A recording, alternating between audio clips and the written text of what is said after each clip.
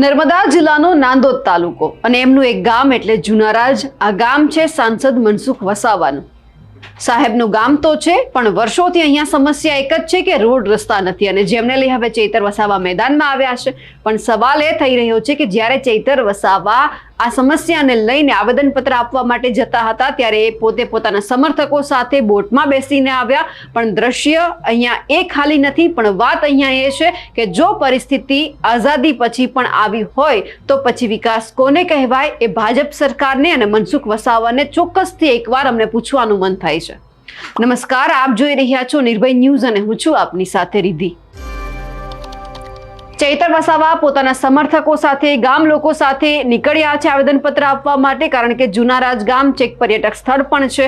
ત્યાં પહોંચવા માટે, ત્યાં જવા માટે લોકો પાસે બે ઓપ્શન છે. એક તો તમે ઉબડખાબડ રસ્તા ઉપરથી પસાર થઈને જાઓ અને કાં પછી નદી પાર કરીને જાઓ.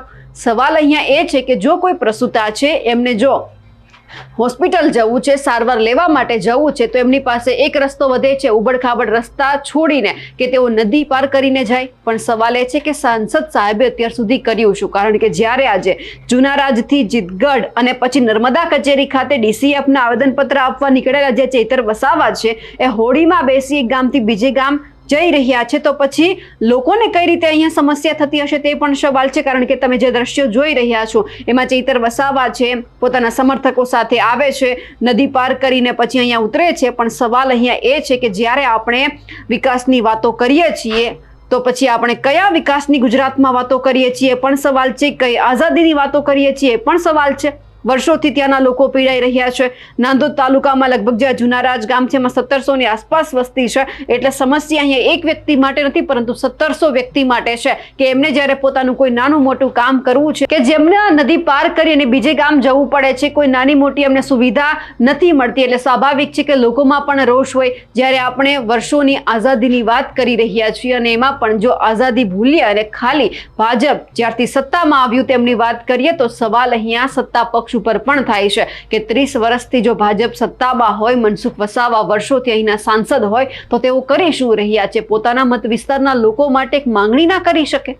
સરકારની સામે જઈને આમ તો મનસુખ વસાવા છે બડબોલા સાંસદ કહેવાય છે. કોઈ પણ અધિકારીને કહી દેવું, પોતાના સત્તા પક્ષને કહી દેવું, આવું તો તેઓ અવારનવાર કરે છે. તો શું એક નાની એવી માંગણી પોતાની સરકાર પાસે નથી કરી શકતા? કે પછી સરકારમાં એમનું ચાલતું નથી? એ પણ સવાલ છે.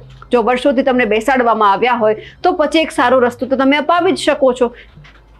કારણ કે જે આ દ્રશ્ય અત્યારે સામે આવ્યા છે આ આજકાલના નથી, વર્ષોથી છે કે લોકો ત્યાં પીડાઈ રહ્યા છે. અને હવે ચૈતર વસાવા છે માંગ કરી રહ્યા છે કે એક સારો રોડ બનવો જોઈએ. તો પછી સાંસદને પણ શરમ આવી જોઈએ. જો એક વિરોધ પક્ષના નેતા અહીંયા આવી અને એક સારા રોડ રસ્તાની માંગ કરે છે તો સાહેબ શ્રી કરે છે શું? ખાલી લોકસભાની અંદર જ્યારે સંસદ સત્ર ચાલુ હોય ત્યારે ફક્ત સુવાનું કામ કરે છે. સવાલ નથી કરી શકતા પોતાના મત વિસ્તારના કે અમને એક સારી સુવિધા આપો? કારણ કે જે અત્યારે ચૈતર વસાવા છે હોડીમાં બેસી પોતાના સમર્થકો સાથે આવ્યા, આવેદનપત્ર આપવા માટે જવાના છે.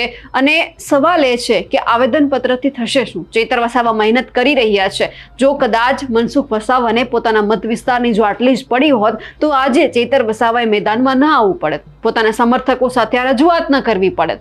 અહીંયા હજારો લોકોની સમસ્યા છે, તેમ છતાં ધ્યાન આપવામાં નથી આવતું અને આપણે વિકસિત ગુજરાતની વાતો કરીએ છીએ, વિકાસશીલ ગુજરાતની વાતો કરીએ છીએ. ક્યાં છે વિકાસ? ક્યાં છે આઝાદી પછીના એ વર્ષો કે જ્યાંના લોકો એક સપનું જોયું કે સારા રોડ રસ્તા મળે, પ્રાથમિક સુવિધા મળે, સારવાર સારી મળે, પણ કંઈ જ મળતું નથી. અને લોકો અહીંયા જે રીતે સરકારની સામે પડી રહ્યા છે, પછી સરકારને પણ એવું થાય કે આ બધા લોકો મારી પાસે માંગે છે પણ ત્યાંના ધારાસભ્ય કે સાંસદ કંઈ કામ નથી કરતા, એટલા માટે આ બધું થઈ રહ્યું છે. પણ હવે જે દ્રશ્ય સામે આવ્યા છે એમના ઉપર પણ એક વખત નજર કરીએ.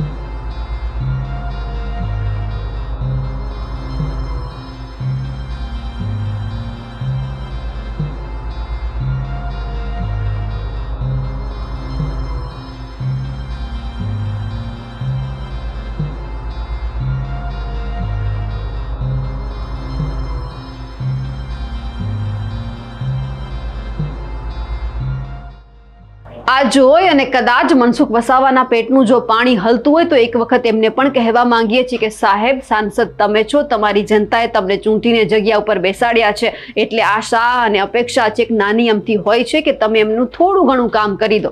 જો આટલું પણ કરી દેશો તો પછી તમારા લોકોએ બીજી વખત તમારી સામે હાથ નહીં જોડવા પડે, કારણ કે જ્યારે હાથ જોડે છે ત્યારે તમે આપો છો. તમે એમને ભીખ નથી આપતા. જ્યારે તમને મતદાન કરવા માટે તમારા મત વિસ્તારમાં આવે છે, જ્યારે ચૂંટણી થાય છે ત્યારે લોકો આશા અને અપેક્ષા સાથે આવે છે કે સાંસદ અમારું કામ કરશે. પણ જો કરો તો એક સારી બાબત છે, નહીંતર વિરોધ પક્ષ જો આ જ રીતે મજબૂત થતો જશે તો તકલીફ તમને જ પડવાની છે. અમારા અહેવાલને લઈને આપનું શું માનવું છે કમેન્ટ કરીને ચોક્કસથી જણાવજો. સાથે જ અમારી નિર્ભય ન્યૂઝ ચેનલને લાઇક, શેર અને સબસ્ક્રાઇબ કરવાનું ભૂલશો નહીં. નમસ્કાર.